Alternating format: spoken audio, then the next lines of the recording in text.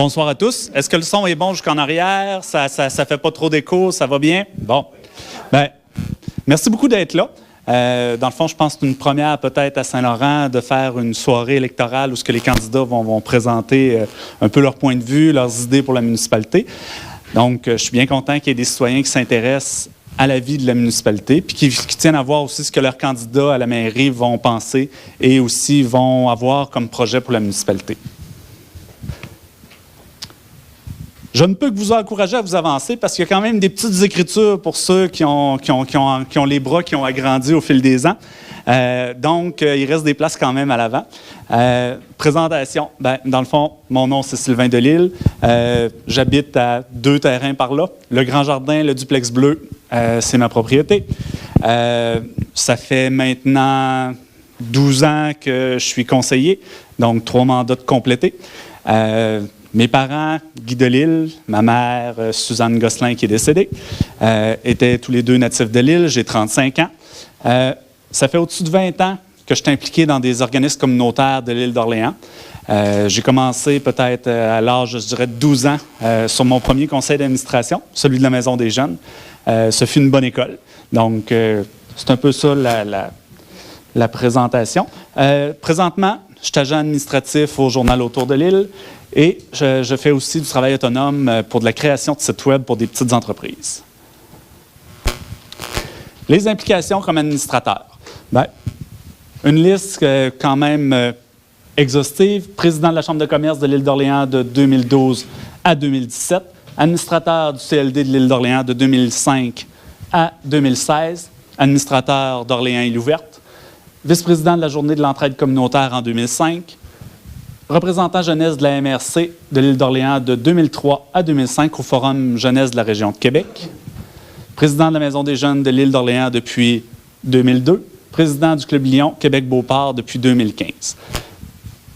Au-delà du nombre, il y a peut-être 3 organismes ou 3 implications que je voudrais attirer votre attention. Il y a la Chambre de commerce que, dans le fond, vivait des troubles financiers, pour ne pas dire très financiers. Lorsque je suis rentré, la Chambre de commerce était à, je dirais, 1 an de devoir fermer les portes. L'année que je suis rentré, si on faisait un déficit, c'était la fermeture des livres, on tombait le compte de banque à 0. Je pense que la Chambre de commerce a quand même une utilité sur l'île.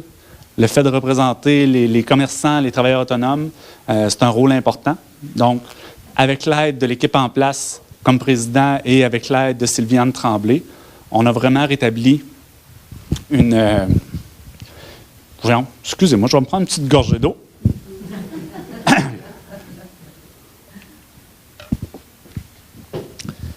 On a vraiment rétabli la santé financière de l'organisme. Je pense que c'était ça qui était important. C'était un grand défi.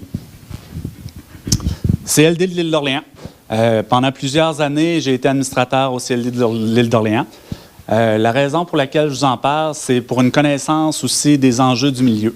À force des années, les enjeux régionaux, c'est une connaissance qui va me servir dans un futur rôle potentiel de maire, si la population le veut bien. Et finalement, la Maison des jeunes de l'île d'Orléans. Comme je le disais, c'est une première expérience, mais c'est aussi une expérience qui m'a appris l'importance du communautaire. Des fois, un organisme ou un individu ou même une personne, un citoyen, est le mieux placé pour œuvrer, pour faire avancer, progresser les choses.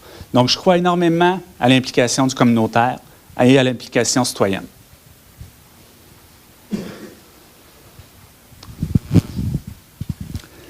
D'autres implications communautaires, bien, j'offre mon soutien informatique à la bibliothèque depuis maintenant quelques années. Je fais maintenant aussi l'accueil à la corderie, un nouveau service qui est offert par la municipalité. Je fais du soutien informatique pour le Club Optimiste de l'île d'Orléans, pour leur site Internet, entre autres. Lorsqu'ils ont besoin d'aide, ben, c'est moi qui appelle. Et je participe au méga recyclage.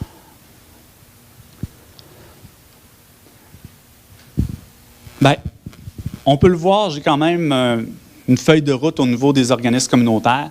Je pense que c'est un plus important. Je vous dirais que la gestion, d'avoir travaillé dans des organismes communautaires, m'ont appris 3 choses. Bien, premièrement, on ne gaspille pas. Dans un organisme communautaire, les ressources financières sont loin d'être illimitées. À vrai dire, sont même très, très, très minimes. Souvent, on fait beaucoup avec peu. On innove et on s'adapte. Et surtout, les organismes communautaires, on reconnaît l'importance des bénévoles et on reconnaît l'importance des gens qui font partie de l'équipe. Parce qu'au-delà des ressources financières, c'est eux qui vont faire le succès de l'organisme. Donc, je pense que c'est des qualités et une vision qui sont très facilement transposables au niveau de la municipalité. Bon, là, je recule. Depuis 12 ans, je suis conseiller municipal. Au cours de ces 12 années-là, j'ai suivi des cours de la Fédération québécoise des municipalités. J'ai obtenu mon diplôme d'administrateur municipal. Sur la photo, on me voit avec M. Richard Lehoux, qui est le président de la FQM, lors du la dernière remise des diplômes. Mes réalisations en tant que conseiller.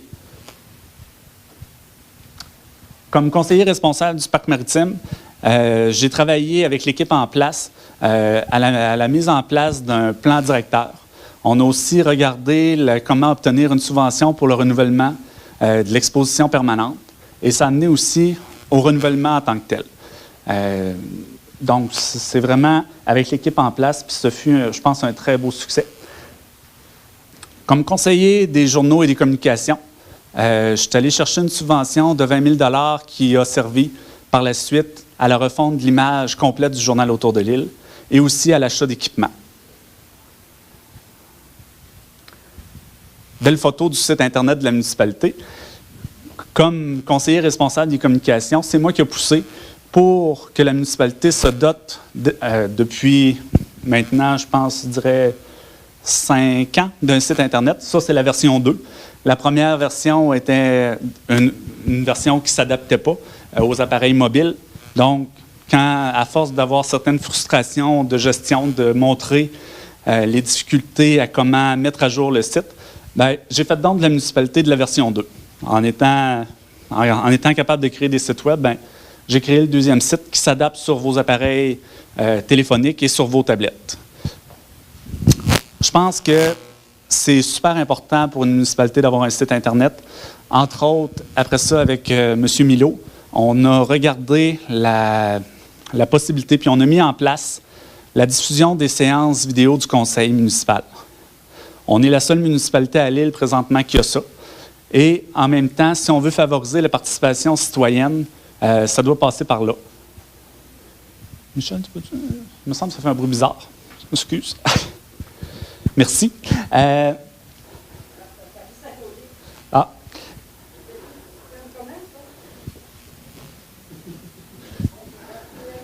OK.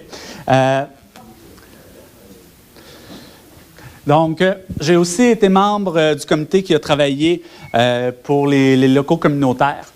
Au départ, en 2005, on a regardé c'était quoi les besoins.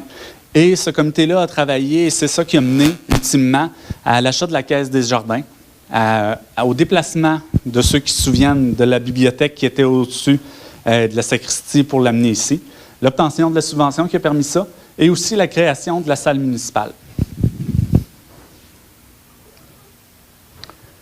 Photo de la fête des bénévoles. Comme je vous le disais, je crois énormément à l'implication bénévole, à l'implication citoyenne. La quantité de travail qui est effectuée dans nos municipalités par les bénévoles est pratiquement non mesurable. C'est un apport considérable. Et faire une fête des bénévoles, ce n'est pas grand-chose, mais en même temps, c'est une petite reconnaissance. C'est une minime reconnaissance pour tout le travail qui est accompli par les bénévoles dans nos municipalités. Puis je pense que c'est hyper important qu'on le fasse.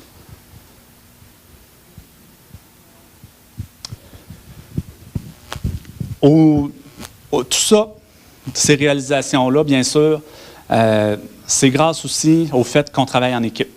Je pense qu'au fil des ans, j'ai su m'entourer.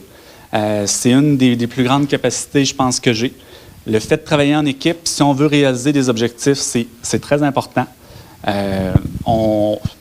Quelqu'un pourrait vouloir œuvrer seul, mais à un moment donné, il y a des limites à ce que tu peux accomplir, au nombre d'heures que tu peux passer, même si tu es très dévoué pour ta municipalité. La réalisation d'un projet, peu importe l'envergure, c'est un travail d'équipe. Donc, premièrement, je suis très content d'avoir œuvré au fil des ans avec toutes ces personnes-là. Les priorités pour Saint-Laurent. Ministère de la Culture. Les relations avec le ministère de la Culture sont, disons, tendues présentement. Autant ça peut aller relativement bien demander un permis lorsqu'on fait affaire avec la MRC, autant lorsqu'on se retrouve devant le ministère de la Culture, donc tous les permis, ça devient plus ardu, pour ne pas dire un peu pénible.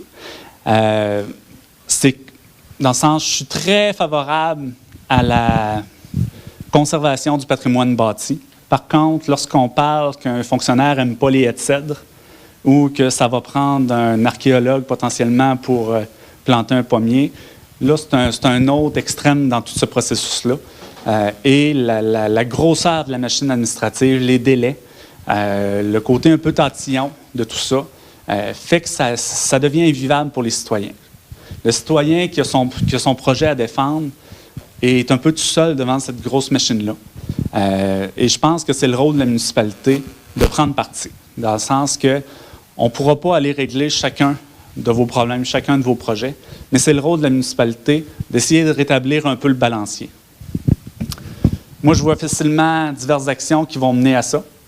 Il va y avoir une partie négociation.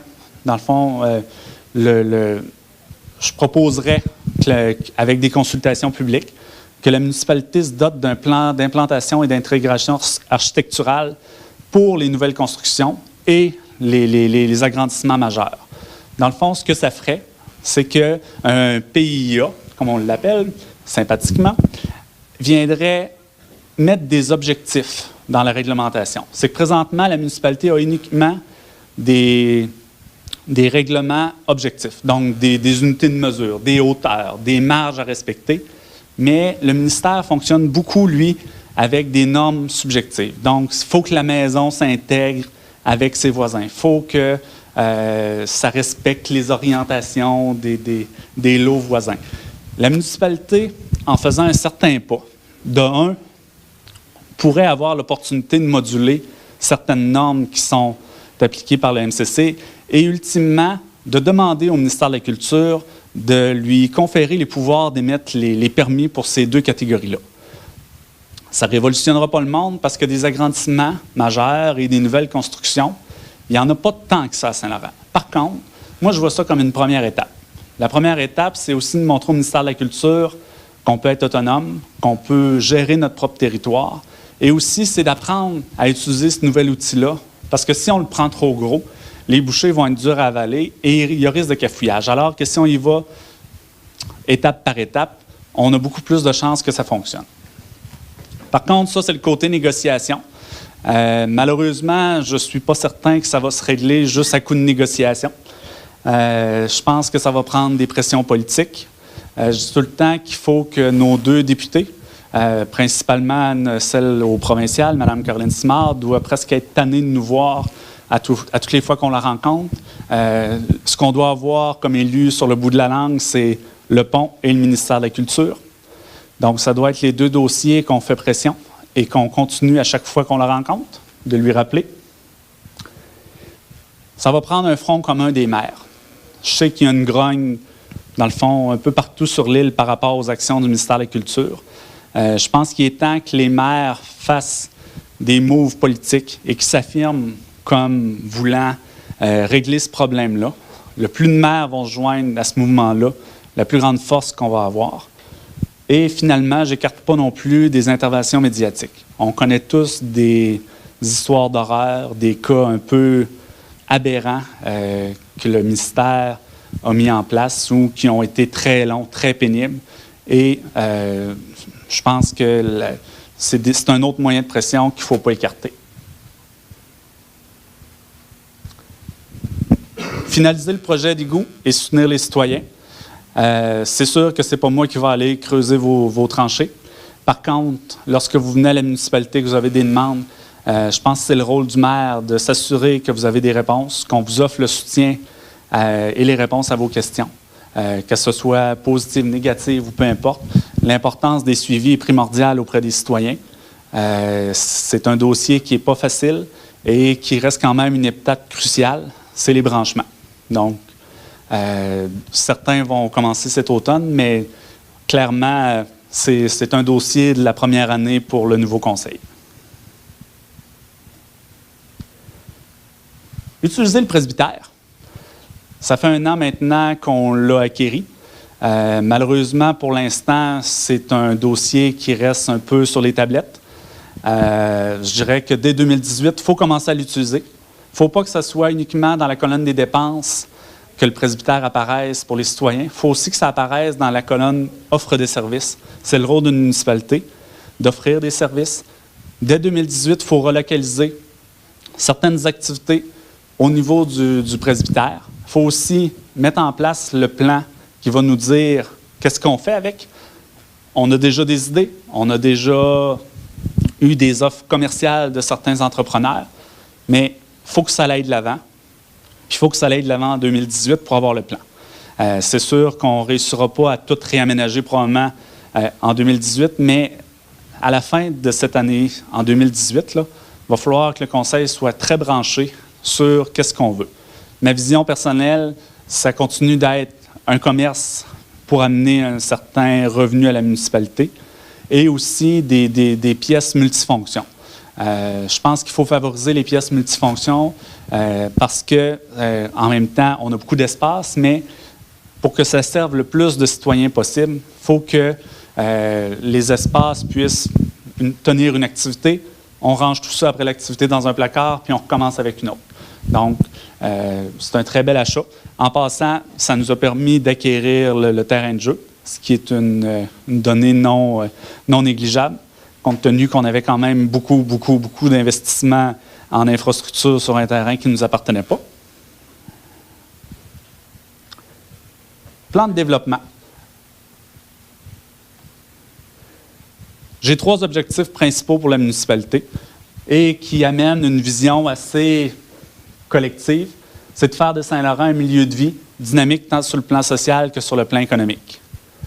Les 3 objectifs sont de favoriser l'implication citoyenne, d'accueillir et de retenir les jeunes sur le territoire et de dynamiser et de planifier le développement de la municipalité. On va voir quelques éléments pour chacun. À vrai dire, on va en voir 3 par objectif. Au niveau de favoriser la participation et l'implication citoyenne, le site Internet.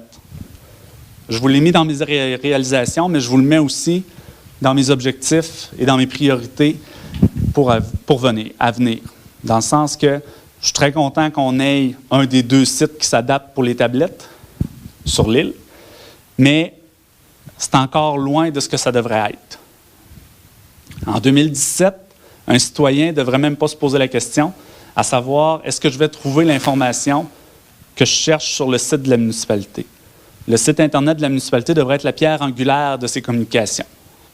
Ça ne devrait même pas être une question, ça devrait être, si j'ai une question, je sais que je vais trouver l'information sur le site Internet de la municipalité. Donc, moi, je vois que, rapidement, il faut mettre en place les documents suivants, que ce soit les procès-verbaux, les règlements, les avis publics, les projets d'ordre du jour, les communications, les budgets.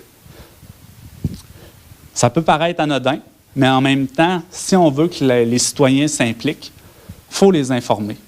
Et des fois, on se plaint qu'il n'y a pas d'intérêt, qu'il n'y a pas beaucoup de monde dans la salle lorsqu'on tient nos rencontres. Mais au départ, on a fait notre propre malheur en ne diffusant pas assez l'information. Je pense que ça, c'est de quoi qu'on doit remédier. Vulgariser l'information.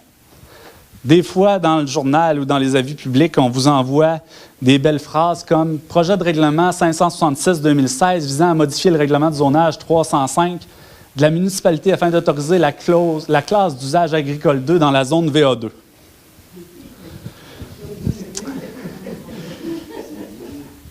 J'ai eu la chance qu'on l'a adopté. Puis c'est drôle, il n'y a pas eu grand monde à la soirée de consultation. Je pense que le texte légal a toute sa pertinence. C'est un avis public, on a des obligations légales à rencontrer. Par contre, le travail d'une municipalité, c'est aussi de le vulgariser et de vous faire comprendre, est-ce que vous avez un intérêt à venir? Si on avait juste mis le petit paragraphe introductif de dire « permettre les érablières en bordure du fleuve au sud de la route Prévost », Ça aurait été déjà beaucoup plus compréhensible. Mais au-delà de ça, on devrait dire aussi pourquoi on veut permettre ça. En tant que municipalité, dans le fond, on a quand même beaucoup de projets, on change des règlements, mais c'est rare qu'on le fait sans raison. À vrai dire, on ne le fait jamais sans raison, parce que ça représente quand même du travail. Ça veut dire des avis publics, ça veut dire une soirée de consultation qui ne vient pas beaucoup de monde, ça veut dire une deuxième lecture de projet de règlement si c'est du zonage, ça veut dire une autre adoption. En même temps, lorsqu'on fait un projet de ce genre-là, on a une raison. Et je pense qu'on manque souvent l'occasion de vous la dire.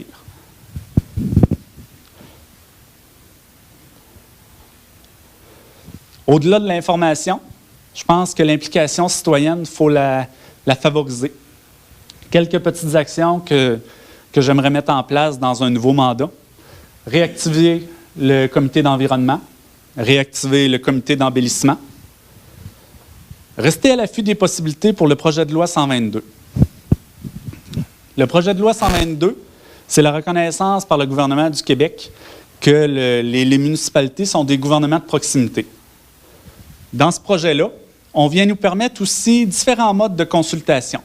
C'est qu'au lieu de uniquement nous obliger à consulter la population par référendum, le gouvernement va nous offrir d'autres possibilités. Donc, moi, je trouve ça super intéressant parce que le référendum, souvent, a un caractère un peu confrontant. On vous propose une idée et si vous ne l'aimez pas ou si elle vous dérange assez, vous venez signer pour nous empêcher de la réaliser. Si on avait d'autres modes de consultation, ça pourrait être intéressant d'avoir votre apport avant la présentation d'un règlement ou à l'avant d'un projet. Donc, les normes de tout ça ne sont pas encore fixées. Le projet de loi va avancer, mais clairement, c'est une nouvelle façon de gouverner que le gouvernement du Québec nous donne la possibilité de faire. Soutenir les initiatives citoyennes et d'organismes communautaires. On a fait du chemin, mais il en reste encore. Quand j'ai commencé comme élu, chaque organisme devait payer sa salle de cours, devait payer ses photocopies. On s'entend que pour une municipalité, avoir un employé qui repasse le balai ou qui monte la salle après, ce n'est pas une grosse dépense. Par contre, l'impact que ça a sur la communauté d'offrir des locaux gratuits est énorme. On le voit un peu au travers du calendrier puis de la liste de cours. Si chaque professeur devait payer des coûts de salle, c'est clair qu'on n'aurait pas autant. Donc, c'est juste une mesure qui a été prise par le passé, mais il y en a d'autres, dans le sens que soutenir les initiatives citoyennes, c'est souvent la meilleure façon de réaliser plein d'activités. On sait que notre municipalité, comme d'autres, on n'a pas des ressources financières infinies. Et, dans le fond, il y a plusieurs personnes dans des municipalités qui se dévouent. On a juste à prendre l'exemple du soccer, du hockey, de ceux qui ont mis en place ça par le passé. C'est grâce au travail de citoyens puis au travail d'organismes. Donc, il faut continuer à les soutenir dans leurs efforts.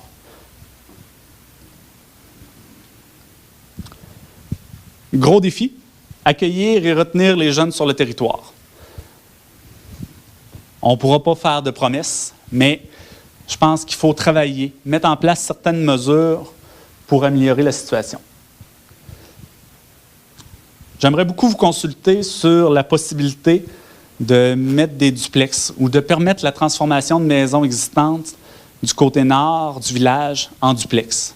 Je pense que si on vous présente des propositions éclairées qui sont avec un cadre architectural strict, il y a moyen de permettre des duplex dans le cœur du village. Je vous parle de duplex parce que je me dis une de cette mesure-là aurait comme impact certain d'augmenter le nombre de loyers disponibles à Saint-Laurent. Pour avoir un duplex moi-même, il faut quasiment se cacher pour mettre une pancarte. La quantité de demandes qu'on a lorsqu'on a un loyer à louer à Saint-Laurent est assez grande. Puis je trouve ça tout le temps un peu crève-cœur de voir qu'il y a des jeunes qui voudraient s'établir à l'île, mais qui n'ont pas les moyens d'acheter une première maison. C'est sûr que la transition d'un loyer pour ces jeunes-là qui viennent de l'île pourrait être intéressante. Parce que la journée où ils se prennent un loyer à Beauport, bien, on les a peut-être perdus de l'île, dans le sens que... je pense que c'est une mesure qu'on devrait mettre en place. Mais, bien sûr, ça va être avec une consultation. Il faut voir aussi, faut vendre l'idée, vous parler des restrictions qu'on va mettre parce qu'il faut garder une harmonie du milieu, une harmonie de volume. Moi, je ne vois définitivement pas 2 méga-maisons collées une à côté de l'autre. Il y a moyen de faire des maisons qui sont belles et de les transformer en duplex. La photo que j'ai mise, ceux qui ne le savent pas, il y a quand même un loyer à l'intérieur de cette maison-là.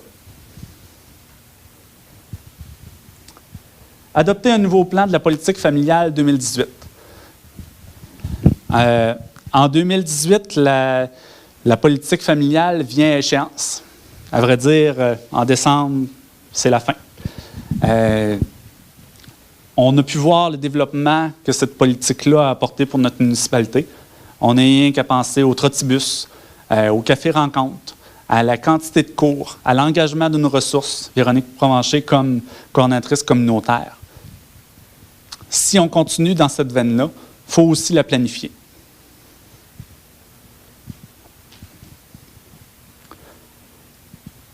Bonifier l'offre de loisirs. Je pense que cette année, par les années passées, je dirais, on a fait des efforts considérables au niveau des aînés et des plus jeunes. Il y a encore une tranche, à mon sens, qu'on peut améliorer. C'est les adolescents et les jeunes adultes. L'autre élément que je voudrais voir mettre en place, qu'est-ce qui se passe? C'est les activités ponctuelles. À une certaine époque, moi, je me souviens que la municipalité organisait des activités durant la semaine de relâche. Je trouve que c'est de quoi qui a manqué et qui manque maintenant. Cette façon de voir les choses, c'est un complément, dans le sens que ce n'est pas juste des loyers disponibles, ce n'est pas juste des activités, ce n'est pas juste un dynamisme économique qu'on peut peut-être voir après plus tard, mais c'est vraiment un ensemble de facteurs qui vont faire que nos jeunes, de un, ont la capacité de rester et surtout la possibilité de rester. Dynamiser et planifier le développement. C'est le dernier grand thème, mais en même temps, j'aurais dû vous le présenter en premier. Parce que sans planification, on reste beaucoup réactif. Et la planification va nous permettre de mieux gérer notre municipalité. Et peu importe que ce soit retenir les jeunes, que ce soit se travailler avec le ministère de la Culture, une planification ordonnée va permettre une gestion de la municipalité grandement améliorée. Élaborer un plan de développement pour l'ensemble de la municipalité. Ça permet d'être proactif, ça permet d'impliquer les citoyens, puis ça permet aussi de contrôler les coûts. Moi, je vois ça de façon très, très claire. Le côté proactif, c'est sûr que lorsqu'on planifie, on se pose la question, qu'est-ce qui va se passer dans les prochaines années, dans les prochains 3 ans? Impliquer les citoyens. À partir du moment qu'on planifie, c'est beaucoup plus facile de vous transmettre l'information. Si vous saviez aussi à l'avance que dans l'année prochaine, on s'occupe du presbytère. Dans 2 ans, ça va être le quai qu'on travaille. Et dans 3 ans, on sait qu'on va avoir probablement un camion de pompiers à remplacer. D'un, ça vous rassure sur notre manière de gérer, ça montre qu'on a un plan.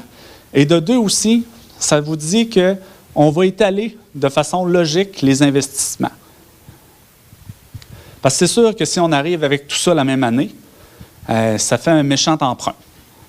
Et il faut le planifier. Soutenir le projet Saint-Laurent Village Maritime. La municipalité et le parc ont eu la chance d'avoir une présentation sur un magnifique projet qui est le développement d'un circuit ou d'une artère touristique entre le parc maritime et l'église. C'est un projet qui a le potentiel de dynamiser notre village. Je pense que la municipalité doit prendre un engagement formel dans ce projet-là et y participer de façon hyper active. C'est beau d'avoir, c'est déjà bien parti. Le parc maritime s'en occupe. Faut lui donner les moyens de mener à terme ce projet-là. Il y a des commerces qui se sont associés. Donc, à mon sens, c'est un des projets les plus porteurs pour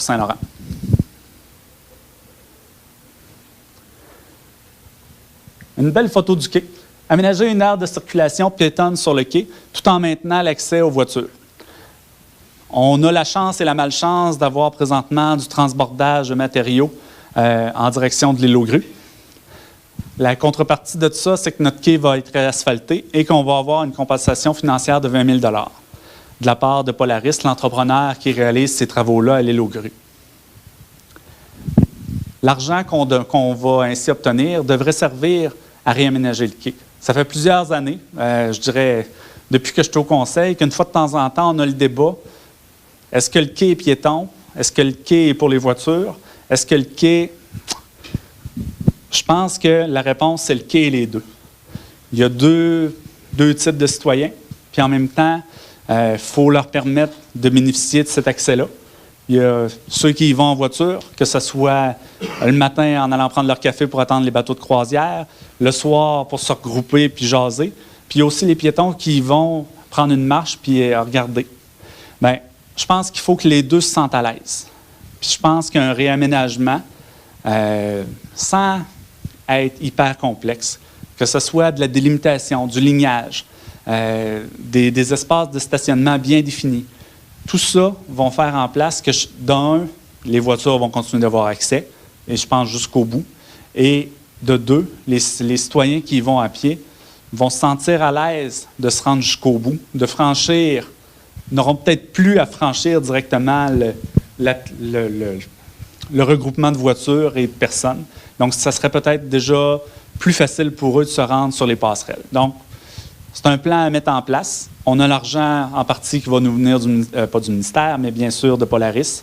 Donc, c'est l'occasion la plus pertinente de faire ça. Là, je vous ai fait plein de speeches. Ça fait déjà un grand bout que je vous parle. Est-ce qu'il y en a qui ont des questions? Ça peut être sur n'importe quoi. Mon historique, ma vision de projet sur l'île, ma vision pour des projets de la municipalité. Puis s'il y en a, vous avez juste à lever la main, puis Julien va vous amener un beau micro.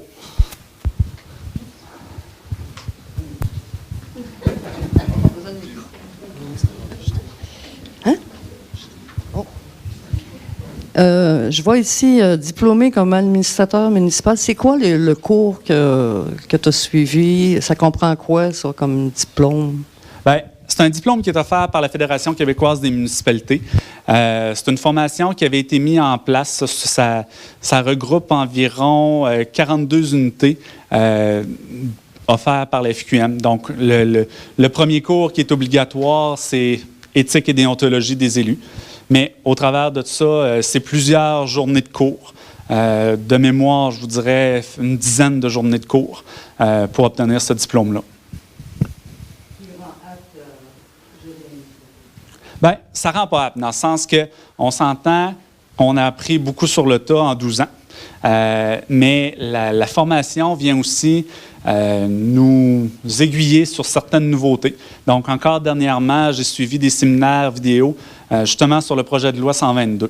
Donc, c'est aussi, je comparerais ça un peu à de la formation continue.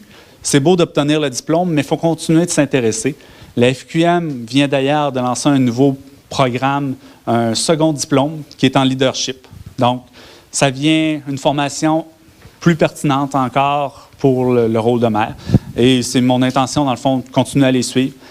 C'est des cours intéressants qui nous apportent, c'est sûr qu'on en a appris beaucoup aussi au fil des ans, mais il n'y a pas un cours que je suis ressorti en me disant « j'ai rien appris ». D'autres questions? Oui? Ça ne sera pas très long.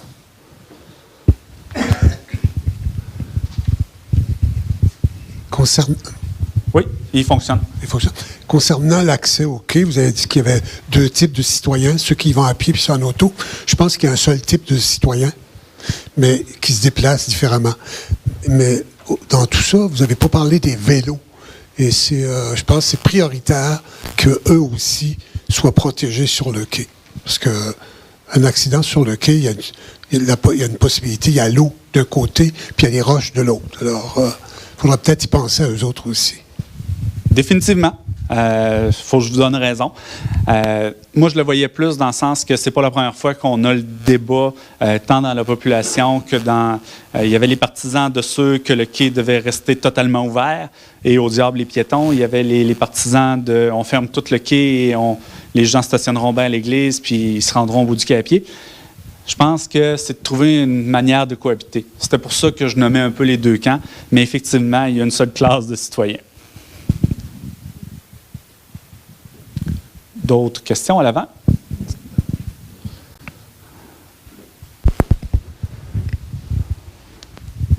Alors, bonjour. Moi, c'est pour le compostage. Je trouve que moi, je faisais du compostage depuis 20 ans. Puis un matin, j'ai décidé que j'étais tannée d'aller avec ma fourche, là, puis travailler dedans. J'avais trop de travail. J'ai mis mon composteur sur le bord de la rue, puis 10 minutes après, il n'y avait plus rien. Il était parti. Mais je m'aperçois depuis ce temps-là que je double mes déchets.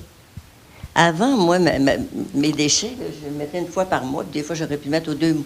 Mais là, c'est rendu chaque fois que les vidanges passent, hey, c'est plein. J'ai dit, ça se peut pas.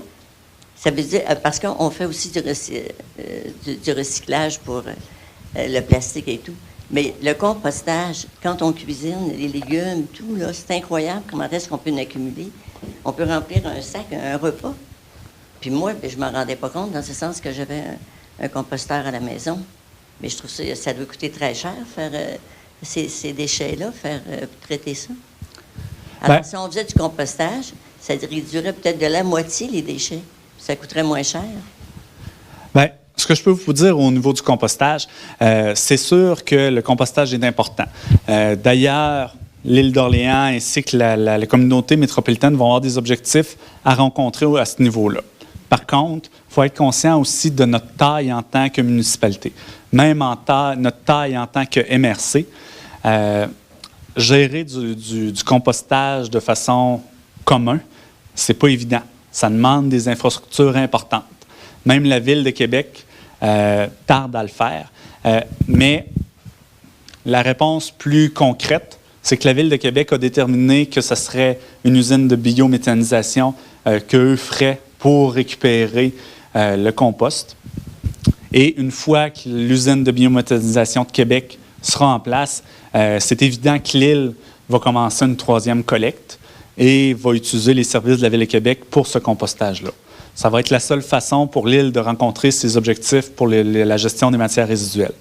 Par contre, d'ici là, on peut juste inciter les citoyens à faire du compostage domestique. Parce que c'est sûr que la personne qui a son petit tas de compost n'a pas de normes environnementales de façon individuelle à respecter. La journée où une municipalité s'embarque et s'en charge, ça amène toute une complexité, dans le sens qu'une usine de biométhanisation, c'est une autre façon de faire, mais si on voulait juste faire un gros tas de compost à l'île, ça ne marche pas de même. Faire un tas de compost, ça implique de récupérer tout le lixibia, donc le liquide qui coule de tout ça. Ça implique de le brasser, donc c'est une manipulation. Ça implique d'avoir des employés, parce que la journée où quelqu'un met n'importe quoi dans notre tas de compost, on est foutu. La journée où quelqu'un le contamine avec des métaux lourds ou de la peinture, puis malheureusement, ça arrive, dans le sens qu'on a juste à se fier à certains reportages de ce qu'on voit que les gens mettent dans le bac bleu. Il y a des affaires, clairement, ça ne se récupère pas. Donc, malheureusement, il faut venir à la conclusion qu'il va y avoir des affaires dans le bac brun qui ne se compostent pas. Et c'est pour ça que, pour l'instant, la meilleure solution, ça reste l'individuel, mais c'est dans les projets de la Ville de Québec. Et de mémoire, on parlait de 2019 pour l'usine de biométhanisation. Par contre, avant de prendre cette date-là pour du cash, je vous inviterai à regarder sur le site de la CMQ. C'est là vraiment que vous allez avoir un échéancier, pas juste de ma mémoire, mais vraiment plus arrêté. D'autres questions? Ah, oui. Pourquoi vous avez déclaré? Moi, c'est pas tant une question, j'en aurai peut-être quelques-unes après aussi. Mais j'ai l'impression de ne pas te connaître, Sylvain, malgré que je te vois à la table en avant, à toutes les réunions auxquelles j'assiste autant que possible. Tu parlais pas souvent. C'est pourquoi que quand on venait ici avant, c'était comme ennuyeux, puis tout d'un coup, ce sera le fun. Tu vas tout faire ça tout seul, toi, là, ou tu vas faire ça tout différemment, complètement différemment du jour au lendemain, puis je sais pas trop, là. Moi, je suis tanné de m'ennuyer ici, là. Ben, alors là, c'est beau ce que tu dis là. Il va rester à le faire. Ça va être de la grosse ouvrage parce que tu ne seras pas tout seul dans ce conseil-là. Là. Il y a des gens qui ne veulent pas que ça dure longtemps, un conseil. Il y a des gens qui veulent que tout soit réglé d'avance avant que vous assoyez à la table en avant. Là. Puis c'est pas comme ça que ça devrait être. Je te remercie de ce côté-là. Tu peux me répondre. Je vais regarder d'autres questions pour plus tard s'il y en a d'autres qui veulent parler. Bien, ce que je peux dire, c'est sûr que, comme je le mentionnais, peu importe le projet, ça reste un travail d'équipe. J'ai peut-être pas la personnalité la plus explosive. Par contre, une de mes forces, c'est de canaliser les efforts de tout le monde. Mes expériences dans les organismes, je pense que mes preuves ont été faites. C'est d'ailleurs pour ça que divers organismes sont venus aussi me chercher comme administrateur. Dans divers dossiers, j'ai réussi à mener à bon port des défis qui m'ont été lancés. Puis je pense qu'au conseil de la municipalité, bien, ça va être la même chose.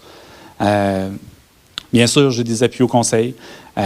Ça va être de travailler avec eux, de voir. Je pense que le plus simple, c'est de commencer déjà à regarder avec eux les nouveaux élus.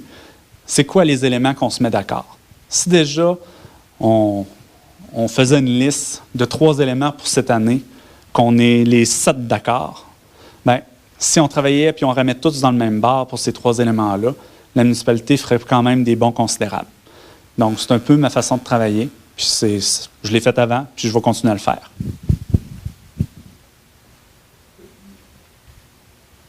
Bien, moi, j'ai assisté au conseil. Puis il y en a qui étaient assis à la table, puis ils semblaient pas si heureux d'être là, qui nous représentaient en avant. C'est comme s'ils trouvaient ça bien long, puis il n'y avait pas grand sourire. Mais il me semble que moi, j'ai travaillé dans le public, je fais de la vente 23 ans. Si j'avais eu cette gueule-là, j'aurais même pas payé mon loyer.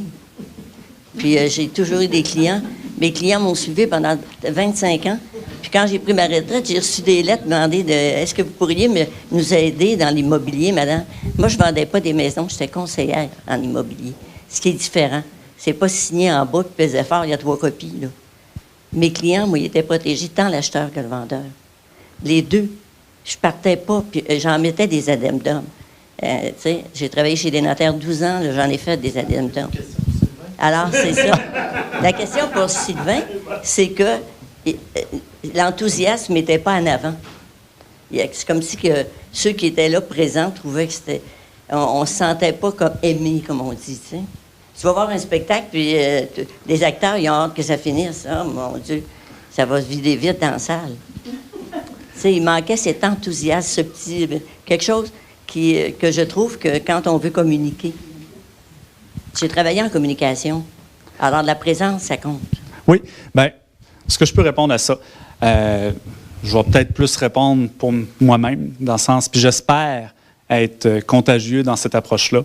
Le mandat municipal est un des plus intéressants. Le palier municipal est des fois, je dis en blague que les projets municipaux avancent à vitesse grand M pour municipalité quand ça traîne, mais ça reste que c'est le palier le plus rapide. C'est aussi le palier où on va prendre une décision et qu'on a la possibilité que dans les semaines qui suivent, ça se réalise, ça commence l'application. Donc, pour moi, même si j'avais d'autres opportunités, c'est clair que le palier municipal est là où je me sens le plus à l'aise. Et j'espère que ceux qui vont être autour de la table, que vous allez élire, vont représenter aussi cette vision-là. Mais c'est clair aussi que c'est un effort de groupe, puis il faut dynamiser nos troupes.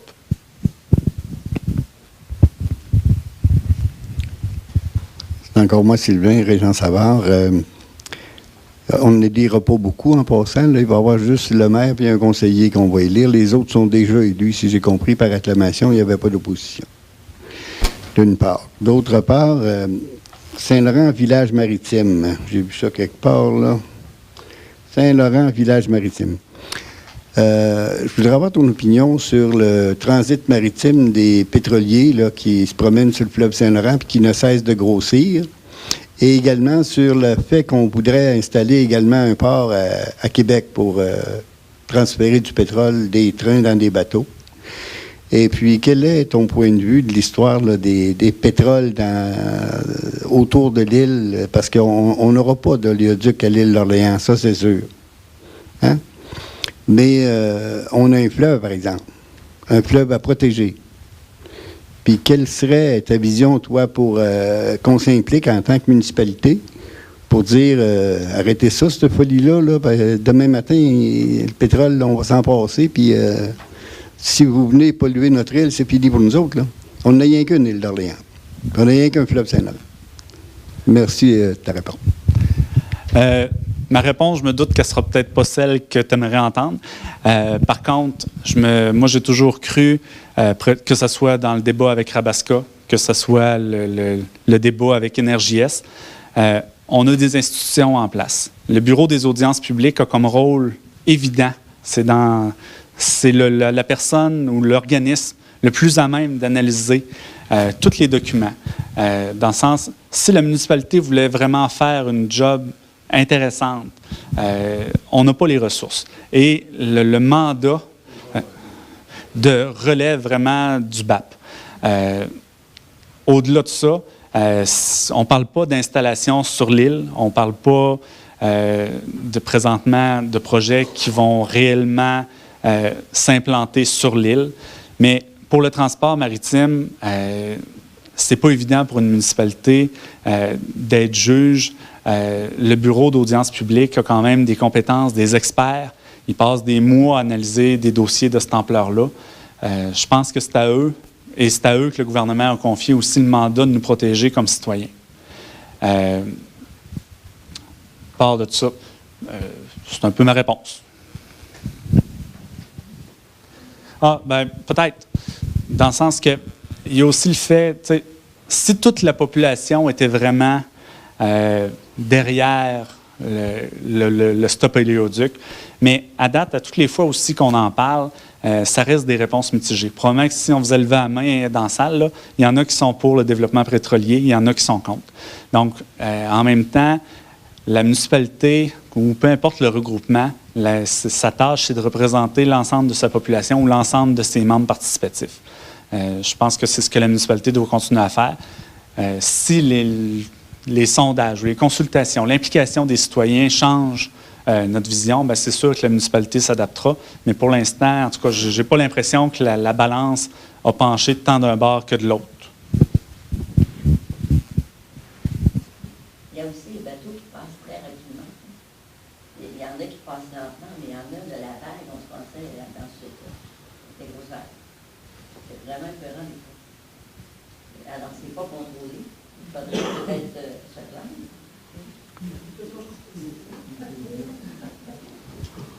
Bien, ma réponse va être un peu semblable. La gestion des pilotes du Saint-Laurent relève pas nécessairement de la municipalité. C'est sûr que ça peut avoir des impacts, mais en même temps, eux ont les experts pour déterminer les vitesses permises.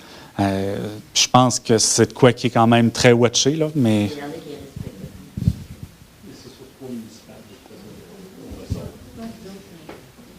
D'autres questions? Bon, bien, merci beaucoup d'être venu. Ce fut très agréable. J'espère pas vous avoir trop endormi. Je m'attendais à plus de questions, je dois avouer.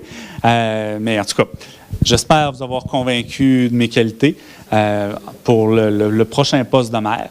Et si c'est le cas, ben, n'hésitez pas à en parler à vos voisins. Si vous voulez leur en parler encore mieux, la séance vidéo va être diffusée sur mon site internet sylvaindelille.com dans les prochains jours. Donc, n'hésitez pas à partager le lien ou en tout cas à faire suivre l'information. Donc, bonne soirée.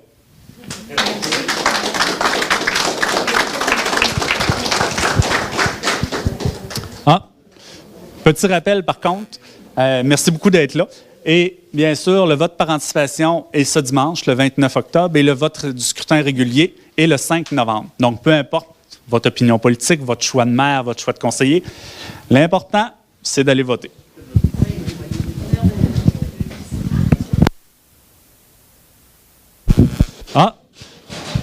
Tant qu'à avoir fait du café, s'il y en a qui en veulent en partant, puis ça va me faire plaisir même de répondre à d'autres questions et à serrer les mains s'il y en a qui veulent. Merci.